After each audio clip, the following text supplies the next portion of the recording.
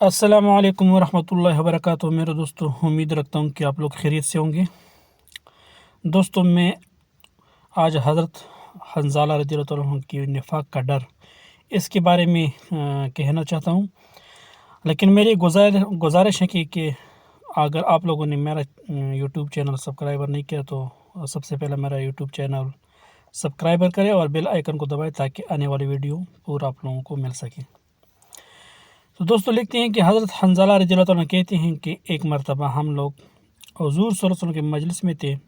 حضور اقدس صلی اللہ علیہ وسلم نے وعظ فرمایا جیسے قلوب نرم ہو گئی، یعنی دل نرم ہو گئی، اور آنکھوں سے آنسو بہنے لگے اور اپنی حقیقت ہمیں ظاہر ہو گئی۔ حضور صلی اللہ علیہ وسلم کے مجلس سے اٹھ کر میں گھر آیا، بیوی بچے پاس آ گئے اور کچھ دنیا کا ذکر اور تذکرہ شروع ہو گیا۔